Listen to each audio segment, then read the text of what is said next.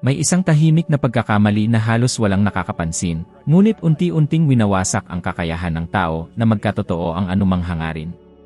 Hindi ito sumisigaw, hindi agad masakit, at hindi humihingi ng pansin. Sa kabaligtaran, nagtatago ito sa pinaka-automatikong mga pag-iisip mo, sa mga salitang paulit-ulit mong binibigkas ng hindi mo namamalayan, at sa mga emosyon na tinatanggap mo bilang normal. Habang sinusubukan mong baguhin ang buhay mo sa panlabas na anyo, ang pagkakamaling ito ay patuloy na kumikilos sa loob, araw-araw, hinuhubog ang iyong mga resulta ng hindi humihingi ng pahintulot. Karamihan sa mga tao ay naniniwala na hindi sila nakakapag-manifest dahil wala silang swerte, wala silang pera, kulang sila sa oportunidad, o isinilang sila sa maling lugar. Ngunit ang katotohanan ay mas hindi komportable. Sila ay patuloy na nagmamanifest, ngunit sa maling direksyon. Natutunan ko ito sa pinakamahirap na paraan. Sa loob ng mahabang panahon, wala akong ambisyon, wala akong malinaw na direksyon, at higit sa lahat, may napakalimitadong imahe ako tungkol sa sarili ko. Hindi ko naramdaman na karapat-dapat ako sa mas marami mula sa buhay. At alam mo ba kung ano ang nangyayari kapag nakikita mong maliit ang sarili mo? Sumasang-ayon lang ang universo sa paniniwalang iyon. Ang batas ng atraksyon ay hindi tumutugon sa mga hangarin na sinasabi mo ng may kamalayan, tumutugon ito sa kung sino ang pinaniniwalaan mong ikaw. Ito ang tahimik na pagkakamali, ang mangarap ng malaki habang patuloy mong nakikita ang sarili mo bilang maliit. Walang saysay kung gaano ka man mag-visualize, mag-ulit ng mga afirmasyon, o magbasa ng mga libro, kung sa kaibuturan mo ay may takot ka sa pera, may pagkakasala sa pagnanais na umunlad, o naniniwala kang ang kayamanan ay para lamang sa ilan.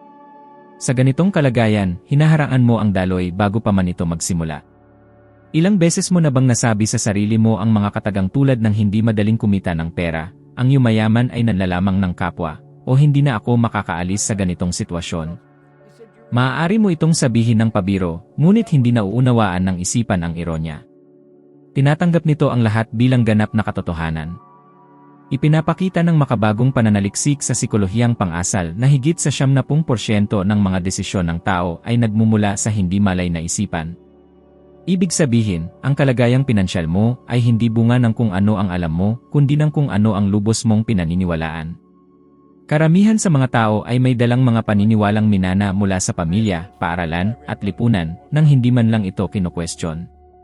Pansinin ang takot na nararamdaman ng marami kapag pinag-uusapan ang pera. Bumibilis ang tibok ng puso, dumarating ang pagkabalisa, at lumilitaw ang pakiramdam ng kakulangan. Ngayon tanungin mo ang sarili mo, paano maaakit ng isang tao ang kasaganaan kung tensyon ang nararamdaman niya sa tuwing maiisip ito? Ang emosyon ay enerhiyang gumagalaw. Ang madalas mong maramdaman ang nagiging signal na ipinapadala mo. Kung ang signal mo ay takot, pag-aalala, at pagdududa, ang babalik lamang ay mas marami pang dahilan upang maramdaman ang parehong emosyon. Hindi ito parusa, ito ay pagtutugma.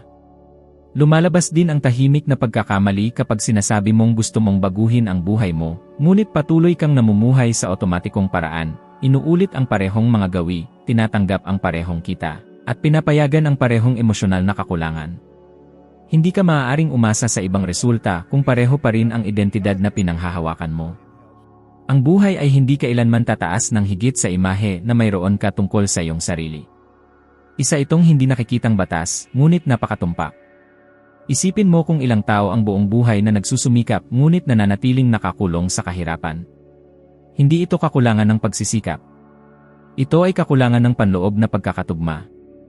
Ipinapakita ng mga pag-aaral tungkol sa kagalingan na ang mga taong may positibong pananaw sa sarili ay gumagawa ng mas matatapang na desisyon, mas mahusay humarap sa panganib, at mas mabilis bumangon mula sa kabiguan. Samantalang ang mga pinaghaharian ng takot ay mas pinipili ang pamilyar na kalagayan, kahit pa ito ay masakit. At sa ganitong paraan, patuloy na gumagana ang tahimik na pagkakamali, araw-araw, pinananatili ang lahat sa dati nitong anyo. Simple ngunit hindi komportable ang katotohanan, hindi mo naakit ang gusto mo, inaakit mo kung ano ka. Hanggat hindi mo itinatama ang panloob na pagkakamaling ito, walang panlabas na teknik ang gagana ng tuloy-tuloy. At ang pinakamapanganib ay hindi ito gumagawa ng ingay. Pinapanatili ka lamang nitong abala, pagod, at bigo, naniniwalang tama ang lahat ng ginagawa mo, samantalang pinapalakas mo lang pala ang parehong lumang pattern. Paano kung hindi talaga pera ang problema? Paano kung hindi kailanman naging merkado, pamahalaan, o kakulangan ng oportunidad ang ugat? Paano kung ang lahat ay nagsisimula at nagtatapos sa imaheng araw-araw mong dala sa loob ng sarili mo, kahit walang ibang nakakakita? Ngayon, palalalimin natin ito, dahil narito ang puntong naghihiwalay sa mga taong basta kumukonsumo lang ng kaalaman at sa mga taong tunay na nagbabago ng buhay. Ang tahimik na pagkakamali ay hindi lamang mababang pagtingin sa sarili, kundi ang kawalan ng araw-araw na kamalayan sa kung ano ang pinapakain mo sa isipan mo. Karamihan sa mga tao ay gumigising na may pag-aalala, ginugugol ang buong araw sa paglutas ng mga problema, at natutulog na pagod habang inuulit sa isip ang lahat ng hindi naging maayos. Pagkatapos ay nagtataka kung bakit walang nagbabago. Paano makakapag-manifest ng bago ang isang taong emosyonal na nakakulong pa rin sa kahapon? May napakalaking pagkakaiba sa pagitan ng pagnanais at pagdedesisyon. Mahina ang pagnanais, ngunit tiyak at matibay ang desisyon. Kapag nagpasya ka, binabago mo ang panloob mong pattern. At ang madalas na humahadlang sa desisyong ito ay ang takot. Takot na mawala ang kaunting mayroon ka, takot sa paghatol ng iba, takot sa pagkabigo. Takot na magtagumpay at hindi malaman kung paano haharapin yon. Ilang tao ang kilala mo na nagsasabing gusto nilang kumita ng mas maraming pera, pero kinakabahan agad kapag iniisip pa lang ang paglabas sa komportableng nakasanayan. Mas karaniwan ito kaysa sa inaakala ng marami. Ipinapakita ng mga pag-aaral tungkol sa asal sa pananalapi na mas pinipili ng karamihan ang isang maliit ngunit tiyak na pagkawala kaysa sa isang mas malaking kita na hindi sigurado. Ang utak ay naghahanap ng kaligtasan, hindi ng paglago. Naranasan ko mismo ito sa totoong buhay. May yugto sa aking buhay na todo ang sipag ko sa trabaho, pero parang wala akong nararating. Nagbabasa ako, nag-aaral, nakikinig sa mga lektura, ngunit sa loob-loob ko, tinitignan ko pa rin ang sarili ko bilang isang karaniwang tao, limitado. Isang araw, habang sinusuri ko ang aking mga resulta, may napansin akong hindi komportable. Gaano man karami ang aking natutunan, palaging bumabalik sa iisang antas ang aking kinikita. Para itong isang panloob na thermostat sa pera. Sa tuwing umaabante ako ng kaunti, may nangyayari at bumabalik ako sa pinanggalingan. Doon ko naunawaan na ang problema ay wala sa labas, kundi nasa imaheng mayroon ako tungkol sa aking sarili. Nang binago ko yon, halos kusang sumunod ang mga resulta. Ito ang dahilan kung bakit may mga taong mabilis gumaganda ang buhay kapag nagpalit sila ng kapaligiran, habang ang iba naman ay nananatiling nakatigil kahit may mga bagong pagkakataon. Hindi ang kapaligiran ang lumilikha ng tagumpay, kundi ang identidad na dala mo roon. Kung nakikita mo ang sarili mo bilang taong hirap lang mabuhay, anumang pagtaas ng kita ay magdudulot ng pagsabotahe sa sarili. Bigla ang paggastos, maling mga desisyon, takot sa pamumuhunan. Hindi dahil irresponsable ka, kundi dahil sinusubukan ng iyong subconscious na panatilihin kang tapat sa dati mong identidad. Ngayon, kung may kabuluhan na ito para sa iyo hanggang dito, may hihilingin akong simple ngunit napakahalaga. Pindutin ang gusto at mag-subscribe sa channel. Maaaring maliit itong tingnan, pero napakalaki ng epekto nito para patuloy na makarating ang ganitong nilalaman sa mas maraming taong nakakulong sa parehong hindi nakikitang siklo. Bawat pag-like at bawat pag-subscribe ay nagsasabi sa plataporma na kailangang ipalaganap ang mensaheng ito. At kapag ginawa mo yon, hindi mo lang tinutulungan ang channel, pinatitibay mo rin sa sarili mo na seryoso ka sa sarili mong pagbabago. Balik tayo sa pangunahing punto. Ang pagmanifest ay hindi ang paulit-ulit na pagbigkas ng magagandang salita sa harap ng salamin. Ang pagmanifest ay ang pag-aayon ng isip, emosyon, at kilos. Kapag ang tatlong ito ay magkasalungat, ang resulta ay pagkadismaya. Kapag nagkaisa sila, nagsisimulang tumugon ang buhay. At hindi ito hungkag na mistisismo. Ipinapakita ng mga pag-aaral sa neuroscience na ang utak ay lumilikha ng mga bagong koneksyon kapag pinananatili mo ang isang bagong paraan ng pag-isip sa sapat na haba ng panahon. Ang mga emosyon na paulit-ulit ay nagiging permanente. Ang mga permanenteng estado ang humuhubog sa asal. At ang asal ang lumilikha ng mga resulta. Tingnan mo ang mga taong tulad ni Oprah Winfrey. Hindi lang niya inisip ang tagumpay, binago niya ng lubos ang paraan ng pagtingin niya sa sarili, kahit pa nagmula siya sa isang kabataang puno ng matitinding paghihirap. Sa kabilang banda, ilang sikat na personalidad na ba ang nakita mong nawalan ng napakalalaking kayamanan dahil hindi nila inayos ang kanilang panloob na identidad? Ang pagkita ng pera ng hindi binabago ang isipan ay parang pagpuno ng timba na may butas. Narito ang isang hamon na simple ngunit makapangyarihan. Sa loob ng susunod na 7 araw, obserbahan mo ang iyong mga otomatikong reaksyon kapag usapang pera, tagumpay, o mga oportunidad. Huwag mo munang subukang baguhin ang anuman. Magmasid ka lamang. Sa tuwing lilitaw ang takot, pagdududa, o pagbatikos sa sarili, isulat mo ito. Ang ehersisyong ito ay hindi para manghusga, kundi para magkaroon ng kamalayan. Dahil ang kaya mo lang baguhin ay yaong kaya mong makita. At kapag sinimulan mong makita ang tahimik na pagkakamali habang ito ay kumikilos, nawawalan ito ng malaking bahagi ng kapangyarihan sa iyo. Ngayon, gusto kong lumalim pa, dahil narito ang isang bagay na halos walang nagtuturo. Hindi ka nagmamanifest mula sa pag-isip lamang, kundi mula sa nangingibabaw na damdaming kasama ng pag-isip na yon. At dito mismo nabibigo ang karamihan ng hindi nila namamalayan. Sinasabi ng mga tao na gusto nilang umunlad, pero ang nararamdaman nila ay pagkabalisa. Sinasabi nilang gusto nila ng kalayaan, pero ang nararamdaman nila ay takot. Sinasabi nilang gusto nilang baguhin ang kanilang buhay, pero ang nararamdaman nila ay pagdududa. Palaging nananalo ang damdamin kaysa sa salita. Palagi. Hindi nakikinig ang subconscious sa sinasabi mo, tumutugon ito sa kung ano ang mas madalas mong nararamdaman. Isipin mo ang iyong pang-araw-araw na gawain. Ilang beses kang gumigising na agad na nag-aalala sa mga bayarin, mga deadline, mga problema at mga obligasyon. Ilang beses mong nararamdaman ang paninikip ng dibdib sa tuwing binubuksan mo ang aplikasyon ng bangko. Hindi lang ito emosyon, isa itong enerhiyang padron na pinatitibay araw-araw.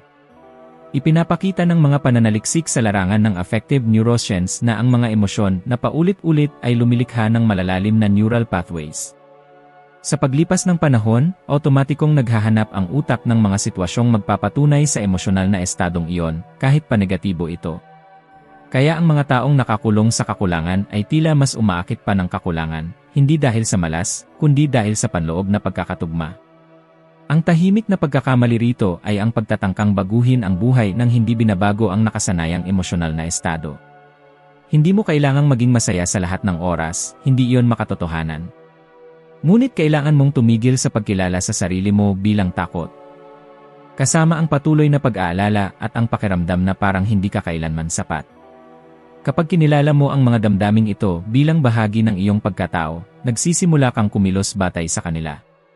At ang anumang kilos na nagmumula sa takot ay palaging lumilikha ng mas marami pang dahilan upang matakot. Makikita ito ng malinaw sa totoong buhay. May isang taong binigyan ng pagkakataong kumita ng mas malaking halaga ng pera, ngunit dahil sa kawalan ng tiwala sa sarili ay umatras siya. May isa namang tumanggap ng parehong imbitasyon, nakaramdam ng sigla at pag-usisa at nagpa siyang sumulong. Ang pagkakataon mismo ay walang kinikilingan. Ang naging resulta ay tinukoy ng panloob na kalagayan. Ipinapakita ng mga pag-aaral tungkol sa paggawa ng desisyon na ang mga taong may maayos na regulasyon ng emosyon ay mas mahusay tumimbang ng panganib at oportunidad. Samantalang ang mga pinaghaharian ng takot ay may tendensyang palakihin ang posibleng pagkalugi at maliitin ang posibleng pakinabang. Iyan ang dahilan kung bakit maraming taong may talento ang nananatiling nakatigil, habang ang iba ay umaabante kahit kakaunti ang yaman, ngunit mas buo ang panloob na pagkakahanay. Isang makapangyarihang halimbawa nito ang makikita sa isang tao tulad ni Jim Carrey. Bago pa man siya maging kilala sa buong mundo, hayagan na niyang sinasabi ang tungkol sa paggunita sa tagumpay, pagdama ng pasasalamat bago pa ito mangyari, at pagpapanatili sa loob ng sarili ng pagkakakilanlan ng isang matagumpay na tao, kahit hindi pa yon pinatutunayan ng panlabas na realidad. Hindi niya hinintay ang resulta upang baguhin ang kanyang panloob na kalagayan. Binago niya muna ang kanyang panloob na kalagayan at hinayaan ang mga resulta na sumunod. Ngayon naman, tingnan mo ang kabaligtaran. Ilang kilalang personalidad na ba ang nakita mong mabilis na nagkaroon ng kasikatan at pera, ngunit mabilis ding nawala ang lahat? Mga taong nakatanggap ng napakalalaking kontrata, ngunit nanatiling walang laman, walang katiyakan, o pakiramdam ay hindi karapat-dapat. Kapag walang malalim na pagbabagong emosyonal, pinalalaki lamang ng pera ang panloob na kaguluhan sa halip na lutasin ito. Ang panlabas na kasaganaan na walang emosyonal na katatagan ay isang tahimik na resipe para sa pagbagsak. Gusto kong tanungin mo ang sarili mo ngayon ng tapat, ano ang nararamdaman mo kapag iniisip mong nabubuhay ka na sa eksaktong buhay na ninanais mo? Nakakaramdam ka ba ng ginhawa o paninikip? Sigla ba o pagkakasala? Kapag may hindi komportableng pakiramdam, naroon ang hadlang. Hindi ito kakulangan sa pagiging karapat-dapat, kundi kakulangan sa emosyonal na pagkakahanay. Ang batas ng atraksyon ay hindi tumutugon sa kung ano ang gusto mong maranasan sa loob ng ilang sandali lamang. Tumutugon ito sa kalagayang pinananatili mo bilang normal. Narito ang isang praktikal at napapanahong ehersisyo. Sa loob ng iyong araw, pumili ng may kamalayan ng maliliit na sandali upang baguhin ang iyong emosyonal na kalagayan, hindi ang panlabas na sitwasyon. Maaaring habang naglalakad, naliligo, o bago matulog. Huminga ng malalim at itanong sa sarili, ano ang mararamdaman ng isang taong masagana, panatag at may kumpiyansa sa sandaling ito? Huwag pilitin ang mga kaisipan, ayusin lamang ang pakiramdam. Ang araw-araw na pagsasanay na ito ay nagtuturo sa utak na kilalanin ang bagong pattern bilang pamilyar. At ang anumang nagiging pamilyar ay hindi na nilalabanan. Tandaan mo ito, hindi mo sinusubukang kumbinsihin ang universo ng kahit ano. Sinasanay mo ang iyong sarili upang maging taong natural na nabubuhay sa kung ano ang ninanais niya. Kapag nagbago ang pakiramdam, nagbabago ang mga desisyon. Kapag nagbago ang mga desisyon, nagbabago ang buhay. At ang lahat ay nagsisimula sa lugar na hindi nakikita ng iba, ngunit ganap na kumukontrol sa lahat, ang nangingibabaw mong panloob na kalagayan. Ngayon ay gusto kong pag-usapan ang isang bagay na nagpapanatili sa tahimik na pagkakamaling ito kahit nauunawaan na ng tao ang batas ng atraksyon, ang mental na kapaligirang tinatanggap mo araw-araw. Kaunti lamang ang nakapapansin nito, ngunit hindi ka lang nabubuhay sa loob ng iyong bahay o lugar ng trabaho, nabubuhay ka sa loob ng isang paradigma. Isang koleksyon ng mga gawi, rutina, usapan, balita, opinyon at paniniwala na patuloy na nagpapatibay kung sino ang inaakala mong ikaw. At habang hindi nagbabago ang panloob na kapaligirang ito, ang anumang pagtatangkang magpahayag ng bagong realidad ay nagiging parang paglangoy laban sa agos. Obserbahan mo ang buhay ng karamihan. Gumigising sila, kinukuha ang telepono at agad kumukonsumo ng negatibong balita. Nakikinig sa mga reklamo sa trabaho. Umuwi at inuulit ang mga usapan tungkol sa bayarin, hirap at pagkadismaya. Pagkatapos ay sinusubukan nilang mag-isip ng positibo sa loob lamang ng ilang sandali. Hindi ito gumagana. Para itong pagsubok na painitin ang isang silid sa taglamig habang bukas ang bintana. Palaging nananalo ang paradigma laban sa panandaliang pagsisikap. Ipinapakita ng mga pananaliksik sa psikolohiyang panlipunan na ang kilos ng tao ay malakas na naimpluwensyahan ng agarang kapaligiran. Ang mga tao ay kusang umaayon sa emosyonal na tono ng grupong kinabibilangan nila, kahit pa ito ay nakakasama sa kanilang mga layunin. Ang tahimik na pagkakamali rito ay ang paniniwalang sapat na ang pagbabago ng mga kaisipan, kung ang totoo ay kailangan baguhin kung ano ang itinuring mong normal. Kung palagi kang nakakasama ng mga taong itinuturing ang pera bilang problema, panganib o pinagmumulan ng alitan, unti-unti itong pumapasok sa iyong isipan. Kung ginugugol mo ang maraming oras araw-araw sa pagkonsumo ng mga nilalamang nagpapatibay ng takot, kakulangan at kawalan ng katiyakan, iyon ang nagiging karaniwang emosyonal mong kalagayan. At ang batas ng atraksyon ay tumutugon sa pattern, hindi sa bihirang pagbubukod. Tignan mo ang nangyayari sa mga taong biglang nagkaroon ng napakalaking pera nang hindi binabago ang panloob na paradigma. Isang malinaw na halimbawa nito si Mike Tyson. Kumita siya ng halagang katumbas ng humigit kumulang 5,600 milyong piso, ngunit pinanatili niya ang mga gawi, emosyon at pagkakakilanlan na hindi tugma sa pangmatagalang kasaganaan. Ang naging resulta ay inaasahan na, pabigla-biglang mga desisyon, sariling pagsasabotahe, at napakalalaking pagkalugi. Hindi sinira ng pera ang buhay niya. Ang ginawa lamang ng pera ay ilantad ang isang pananaw sa buhay na hindi kailanman na-update. Nangyayari rin ito, sa mas maliit na antas, araw-araw sa mga karaniwang tao na tumatanggap ng pagtaas ng sahod, dagdag na gantimpala, o bagong pagkakataon at, makalipas ang kaunting panahon, bumabalik sila sa eksaktong puntong pinanggalingan nila. Ngayon, isipin mo ang sarili mong pang-araw-araw na buhay. Ilang beses mo bang nahuhuli ang sarili mong nagsasabing wala kang oras, sobrang pagod ka na o napakahirap ng buhay? Mukhang walang masama ang mga salitang ito, ngunit sa totoo lang, mga tuwirang utos ang mga ito sa iyong isipan. Ipinapakita ng mga pag-aaral tungkol sa panloob na wika na ang paraan ng pakikipag-usap mo sa sarili mo ay nakaapekto sa antas ng stress, sa paraan ng pagdedesisyon at maging sa pisikal na kalusugan. Ang salitang paulit-ulit ay nagiging identidad. Ang identidad na inuulit ay nagiging kapalaran. Ang pagmanifest ay nangangailangan ng pagkakahanay. Pagkakahanay sa pagitan ng gusto mo, ng nararamdaman mo, at ng kapaligiran tinatanggap mo. Walang silbi ang paggunita ng kasaganaan kung emosyonal kang nabubuhay na napapalibutan ng kakulangan. Walang saysay ang pagnanais ng kalayaan kung araw-araw kang pinapakain ng takot. Ang mabuting balita ay hindi mo kailangang baguhin ang lahat ng sabay-sabay. Ang maliliit ngunit tuloy-tuloy na pagbabago sa mental na kapaligiran ay nagdudulot ng malalaking pagbabago sa paglipas ng panahon. Narito ang isang praktikal at makapangyarihang hamon. Sa loob ng susunod na 14 na araw, sadyain mong piliin kung ano ang pumapasok sa iyong isipan. Lubhang bawasan ang pagkonsumo ng negatibong balita. Iwasan ang mga usapan na umiikot lamang sa mga problema. Palitan ang espasyong iyon ng mga nilalamang nagpapalakas ng paglago, posibilidad at paglawak. Hindi upang takasan ang realidad, kundi upang baguhin ang paraan ng pagtugon mo rito. Pansinin kung paano nagsisimulang magbago ang iyong emosyon. Pansinin kung paano nagiging mas malinaw ang iyong mga ideya. Ito ang simula ng pagbasag sa lumang pananaw. Huwag mong kalilimutan ito, hindi mo inaakit ang posible, inaakit mo ang pamilyar. Kapag ang kasaganaan, seguridad at tiwala ay naging pamilyar sa loob mo, ang panlabas na mundo ay nagsisimulang mag-ayos upang umayon dito. Hindi dahil sa mahika, kundi dahil sa pagkakahanay. At kapag nangyari ang pagkakahanay na iyon, ang mga bagay na dati tila napakalayo ay nagsisimulang lumitaw sa mga paraang hindi mo kailanman mahuhulaan ng lohikal. Ngayon, nais kong tapusin ito sa pagdadala ng huling piraso na tuluyang nag-aalis sa tahimik na pagkakamali, ang may malay na pananagutan sa kung sino ka na nagiging araw-araw. Ang pagmanifest ay hindi isang pangyayari, ito ay isang tuloy-tuloy na proseso ng identidad. Habang ang karamihan ay naghihintay na may mangyaring panlabas bago sila makaramdam ng seguridad, kumpiyansa, at pagiging karapat-dapat, ang tunay na pagbabago ay nangyayari sa kabaligtarang direksyon. Ikaw muna ang nagiging sa katumutugon ang buhay. Ganito na ito noon pa man. Natutunan ko ito ng lubos nang magpasya akong itigil ang pamumuhay bilang epekto at magsimulang mamuhay bilang sanhi.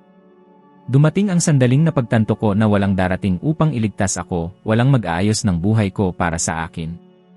Alinman sa akuin ko ang kontrol ng aking isipan, o magpapatuloy akong umulit ng parehong mga resulta sa iba't ibang anyo. Mula nang akuin ko ang ganap na pananagutan sa aking iniisip, nararamdaman at tinatanggap bilang katotohanan, nagsimulang magbago ang lahat ng tuloy-tuloy. Hindi ito nangyari agad-agad, ngunit hindi na ito napigilan. Namamatay ang tahimik na pagkakamali kapag tumigil kang makita ang sarili mo bilang biktima ng mga pangyayari. Ipinapakita ng mga pananaliksik sa larangan ng positibong sikolohiya na ang mga taong may malakas na panloob na pakiramdam ng kontrol ay nagtatamasa ng mas mataas na kasiyahan sa buhay, mas maayos na kalusugang emosyonal at mas malaking tagumpay sa pananalapi sa paglipas ng panahon. Hindi nila binabaliwala ang mga problema, ngunit hindi rin nila hinahayaan na ang mga ito ang magtakda kung sino sila. Nauunawaan nila na ang emosyon ay impormasyon, hindi utos. Ang mga kaisipan ay mga kasangkapan, hindi ganap na katotohanan. Isipin mo kung ilang beses mo nang ipinagpaliban ang isang pangarap habang hinihintay ang tamang sandali. Walang perpektong sandali. Ang umiiral ay ang sandaling magpasya kang baguhin ang paraan ng pagtingin mo sa sarili mo. Kapag naunawaan mong karapat-dapat kang umunlad ng walang konsensya, na maaari kang magnanais ng higit pa ng hindi nagiging makasarili, na maaari kang lumago ng hindi iniiwan ang mga mahal mo, may isang bagay na muling nag-aayos sa loob mo. At kapag nangyari iyon, ang iyong mga kilos ay nagsisimulang magpakita ng bagong identidad na ito. Mas madalas kang nagsasabi ng sa mga oportunidad, mas madalas kang nagsasabi ng hindi sa mga bagay na umuubos ng iyong lakas, at mas madalas kang nagsasabi na ngayon sa mga bagay na dati ipinagpapaliban mo. Tignan mo ang isang tulad ni Will Smith, na laging hayagang nagsasalita tungkol sa disiplina ng isipan, paggunita at personal na pananagutan bilang mga haligi ng kanyang paglago. Sa kabila ng mga pag-angat at pagbagsak, nakabuo siya ng karerang sinusuportahan ng mentalidad ng paglawak at tuloy-tuloy na pagkatuto. Sa kabaligtaran, isipin mo kung ilang kilalang tao ang naglaho hindi dahil sa kakulangan ng talento, kundi dahil sa kakulangan ng panloob na pagkakahanay. Nagbubukas ng mga pinto ang talento, ngunit ang isipan ang nagpapasya kung mananatili ka sa loob. Narito ang pinakamahalagang punto sa lahat, hindi ka sinusubok ng universo upang alamin kung karapat-dapat ka. Tumutugon lamang ito sa kung ano ang tinatanggap mo bilang normal. Kung ang pakikipaglaban ay normal sa'yo, magpapatuloy kang lumaban. Kung ang paglago ay normal, lilitaw ang mga pagkakataon. Kung ang kasaganaan ay normal, hahanap ang pera ng mga landas patungo sa'yo. Hindi ito tungkol sa swerte, ito ay tungkol sa huwaran. Kaya iiwan kita sa isang huling hamon. Sa loob ng susunod na 30 araw, kumilos ka araw-araw na parang ikaw ay isang taong lubos nang naniniwala na karapat-dapat siyang mamuhay ng mas maayos. Hindi sa pamamagitan ng malalaking kilos, kundi sa maliliit na pasya. Kung paano ka nakikipag-usap sa iyong sarili. Kung paano ka tumutugon sa mga problema. Kung paano mo inaalagaan ang iyong oras at ang iyong enerhiya. Sa pagtatapos ng panahong ito, pagmasdan mo ang iyong mga iniisip, ang iyong mga emosyon, at ang mga pagkakataong nagsimulang lumitaw. Maaaring banayad lamang sa simula ang panlabas na pagbabago, ngunit ang panloob ay hindi maikakaila. Tandaan mo ito at dalhin mo sa iyong sarili. Kapag binago mo ang larawang dala mo tungkol sa kung sino ka, hindi mo na kailangang habulin ang iyong mga hangarin. Sila mismo ang natural na lalapit sa iyo. Mayroon pang mas malalim na antas ang tahimik na pagkakamaling ito na halos walang nakapapansin, kahit matapos maunawaan ang lahat ng nasabi hanggang dito. Ito ang pagkakamaling subukang kontrolin ang resulta, sa halip na panatilihin ang sanhi. Karamihan sa mga tao ay nagsasabing nagtitiwala sila sa batas ng atraksyon, ngunit emosyonal nilang binabantayan ang realidad. Tinitingnan ang bank account araw-araw, inoobserbahan ang mga bagay na hindi pa nangyayari, inihahambing ang kanilang buhay sa buhay ng iba, at tahimik na nagtatapos sa isip na hindi ito gumagana. Sa mismong sandaling iyon, binubura nila ang lahat ng panloob na gawain kanilang binubuo. Dahil ang tuloy-tuloy na pagdududa ay malinaw na hiling para sa mas marami pang dahilan upang magduda. Naranasan ko ito mismo nang gumawa ako ng isang hakbang na, sa lohikal na pag-isip, ay tila walang katinuan. Matapos kong baguhin ang aking panloob na pokus, iniwan ko ang isang matatag na trabaho at nagsimula ng isang negosyo sa paglilinis na walang formal na karanasan, walang edukasyong pangnegosyo, at walang panlabas na garantiya. Sa panlabas, iyon ay mukhang kawalan ng pag-iingat. Sa loob ko, sa kauna-unahang pagkakataon, ramdam kong ako ay nakaayon. Hindi palaging kumpiyansa, ngunit determinado. At ang panloob na pasyang iyon ang nagbago ng lahat. Ang negosyo ay hindi lamang nagtagumpay, nakalikha ito ng higit sa 5,600,000 piso sa unang taon. Hindi dahil ako ay espesyal, kundi dahil ang aking panloob na imahe ay sa wakas ay pinahintulutan ang ganitong resulta. Bago yon, kung ang parehong halaga ay dumating, malamang ay sinabotahe ko ang lahat ng hindi ko namamalayan. Ang tahimik na pagkakamali dito ay ang pagnanais ng patunay bago baguhin ang panloob na estado. Ngunit hindi ganoon gumagana ang buhay. Ipinapakita ng mga pag-aaral tungkol sa asal ng tao na ang mga taong nagtitiwala sa proseso ay gumagawa ng mas pare-parehong mga pasya at mas nagtitiyaga sa harap ng mga hadlang. Samantalang ang mga taong laging sumusuri ng agarang resulta ay mas madaling sumuko. Ang pagmamanyobra o paglikha ng realidad ay nangangailangan ng praktikal na pananampalataya, hindi bulag na pananampalataya. Ang praktikal na pananampalataya ay ang tamang pagkilos kahit hindi pa lumilitaw ang resulta. Pagmasdan mo kung paano ito nangyayari ngayon sa karamihan ng mga tao. Nagsisimula sila ng isang bagong bagay na puno ng sigla. Binabago ang kanilang mga iniisip sa loob ng ilang araw. Mas magaan ang pakiramdam sa loob ng isang linggo. Ngunit sa kaunting senyales lamang ng pagkaantala, sinasabi nila sa kanilang sarili, marahil hindi ito para sa akin. Ang simpleng linyang iyon ay muling hinuhubog ang buong pagkakakilanlan. Hindi ang pagkaantala ang humahadlang sa paglitaw ng nais, kundi ang interpretasyong ibinibigay mo rito. Ang pagkaantala ay hindi pagtanggi, ito ay pag-aayos ng direksyon. Ngunit tanging ang nakaunawa nito ang patuloy na sumusulong. Tingnan mo ang isang tao tulad ni Elon Musk. Ano man ang isipin ng iba tungkol sa kanya, imposibleng baliwalain ang mental na padron ng pagpapanatili ng isang panloob na bisyon sa loob ng maraming taon, kahit sa gitna ng kritisismo, pagkalugi sa pananalapi, at matitinding panganib. Hindi siya naghintay ng panlabas na pagsang-ayon upang kumilos. Pinanatili niya sa loob ang bagay na hindi pa umiiral. Sa kabaligtaran, ilang mga taong may talento ang kilala mo na sumuko ng masyadong maaga dahil kailangan nila ng patuloy na pagpapatunay upang magpatuloy. Narito ang isang katotohanang kakaunti ang handang tanggapin, sinusubok ng universo ang pagiging magkakatugma, hindi ang pagiging karapat-dapat.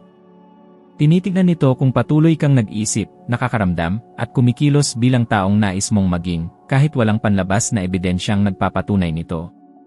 Kapag pumasa ka sa hindi nakikitang pagsubok na ito, nagsisimulang mag-ayos muli ang realidad. Hindi agad dramatiko, ngunit tuloy-tuloy. Kaya narito ang isang huling hamon na iba sa lahat ng nauna.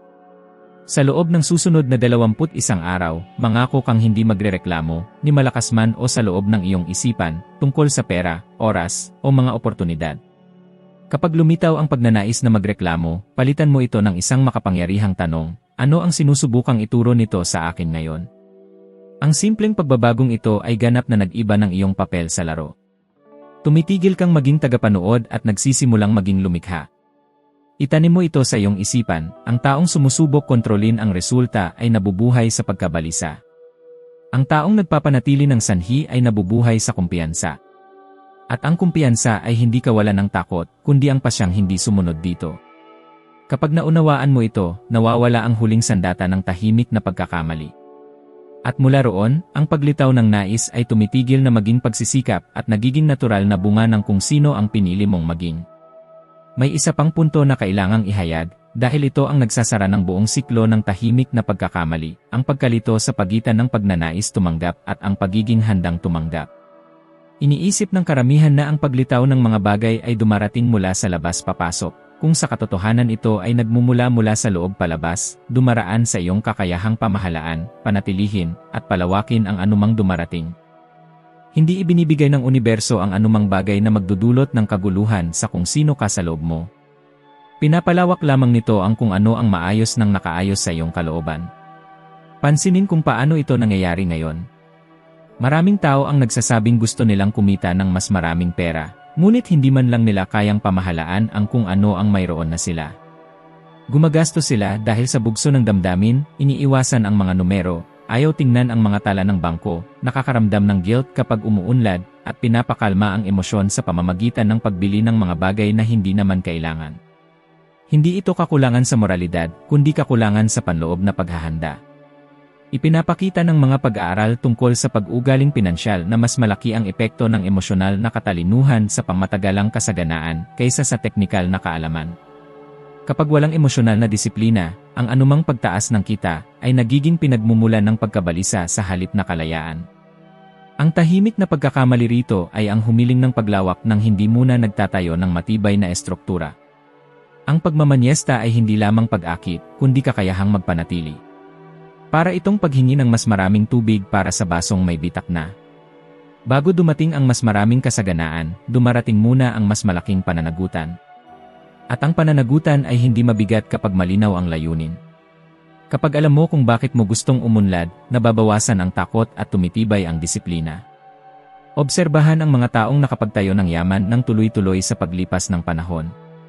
Si Warren Buffett, halimbawa, ay hindi kailanman tinrato ang pera bilang emosyon, kundi bilang refleksyon ng malinaw na mga prinsipyo, pasensya, at pangmatagalang pananaw. Hindi siya naghahabol ng mabilisang kita, pinananatili niya ang mga gawin ng pag-iisip na nakaayon sa tuloy-tuloy na paglago. Sa kabaligtaran, ilang tao ang kilala mo na mabilis kumita ng pera at mabilis din nawala ang lahat dahil sa kakulangan ng panloob na estruktura. Ang pagkakaiba ay wala sa oportunidad kundi sa paghahanda. Ngayon, dalhin mo ito sa sarili mong realidad. Bakit mo gustong magkaroon ng mas maraming pera? Para patunayan ng isang bagay? Para takasan ng isang bagay? O para bumuo ng isang bagay na may kabuluhan? Binabago ng sagot na yon ang lahat. Ipinapakita ng mga pananaliksik tungkol sa layunin at kagalingan ng buhay na ang mga taong inuugnay ang pera sa kahulugan ay mas kaunti ang pagkabalisa sa pananalapi at mas mataas ang pangkalahatang kasiyahan sa buhay. Ang pera ay tumitigil na maging wakas at nagiging kasangkapan. Narito ang isang napaka-praktikal at napapanahong ehersisyo. Bago matulog, sa loob ng susunod na 10 araw, magsulat ka ng ilang linya tungkol sa kung paano mo pamamahalaan ang iyong buhay kung sakaling dumoble ang iyong kita kinabukasan. Paano mo aayusin ang iyong oras, ang iyong mga gastusin, ang iyong mga relasyon, at ang iyong enerhiya. Huwag mo lamang isipin kung ano ang bibilhin mo, isipin mo kung sino ang magiging ikaw. Ipinapakita ng ehersisyong ito kung handa ka bang tanggapin ang sinasabi mong nais mo. Kapag may lumitaw na hindi komportable, kalituhan, o guilt, naroon ang kailangang ayusin. Tandaan mo ito, ang batas ng atraksyon ay hindi gumagana ng mag-isa, kumikilos ito kasama ng mga universal na batas tulad ng sanhi at bunga, ritmo, at paglago. Lahat ng nasa kalikasan ay umuunlad ng paunti-unti. Hindi ka tumatalon sa mga hakbang, nagiging kaayon ka sa mga ito. Kapag ang iyong isipan, emosyon, at mga gawi ay nagiging maayos, ang kasaganaan ay tumitigil na maging bihirang pangyayari at nagiging likas na daloy. At itanim mo ng malalim ang pangungusap na ito, hindi mo nawawala ang anumang bagay na handa kang panatilihin. Kapag bumuo ka ng panloob na estruktura, mas nagtitiwala sa iyo ang buhay. At kapag nagtitiwala ang buhay, nagbibigay ito. Hindi dahil sa pagkakataon, hindi dahil sa swerte, kundi dahil sa ganap na pagkakatugma sa pagitan ng kung sino ka at ng iyong naakit. Marahil habang pinakikinggan mo ang lahat ng ito, may isang bagay na unti-unting umaayos sa loob mo. Hindi bilang pagsabog, kundi bilang banayad na pag-aayos. Ganito nagsisimula ang tunay na pagbabago. Hindi sa sobrang emosyon, kundi sa linaw. Sa sandaling na pagtanto mo na hindi ka sira, hindi ka nahuhuli, at hindi ka kailanman itinakdang mamuhay ng mas mababa sa kaya mo. Ikaw ay gumagana lamang mula sa isang lumang imahe ng iyong sarili. Wala sa mga sinabi rito ang humihingi ng pagiging perpekto. Humihingi ito ng kamalayan. Kamalayan sa kung ano ang iniisip mo kapag walang nakikinig. Sa kung ano ang nararamdaman mo kapag walang tumitingin. Sa kung ano ang tinatanggap mong normal sa iyong buhay. Dahil doon, sa hindi nakikitang espasyong iyon, doon nilalaro ang laro araw-araw. At ang mabuting balita ay ito, sa sandaling makita mo ito, hindi ka na muling magiging pareho. Kung sa alinmang bahagi ng mensaheng ito ay naramdaman mong parang may naglalarawan mismo ng iyong buhay, ng iyong mga pagdududa, o ng iyong mga takot, alamin mo ito, hindi ito pagkakataon. Ang mga tamang tao ay nakakarinig ng mga tamang mensahe sa eksaktong sandaling handa na silang gawin ang susunod na hakbang. At kadalasan, ang susunod na hakbang na iyon ay nagsisimula sa isang bagay na simple, halos napakaliit para mapansin. Kaya ngayon, isipin mo ang isang espesyal na tao. Isang taong mahal mo, isang taong masipag, isang taong matagal nang may mga pangarap na nakatago. Isang taong maaaring nakakulong pa rin sa parehong mga tahimik na padron na minsan din gumapos sa akin. Ibahagi mo ang bidyong ito sa taong iyon. Hindi bilang aral, kundi bilang paanyaya. Isang paanyaya upang makita ang lampas sa mga kalagayan at alalahanin kung sino talaga siya. Dahil kapag ang isang isipan ay nagising, hindi lamang nito binabago ang isang buhay. Lumilikha ito ng epekto na kumakalat. At kung minsan, ang tanging kailangan ng isang tao para magsimulang magbago ay marinig ang tamang mensahe mula sa tamang tao, sa tamang sandali. Sama-sama tayo, hinihintay kita sa susunod na video.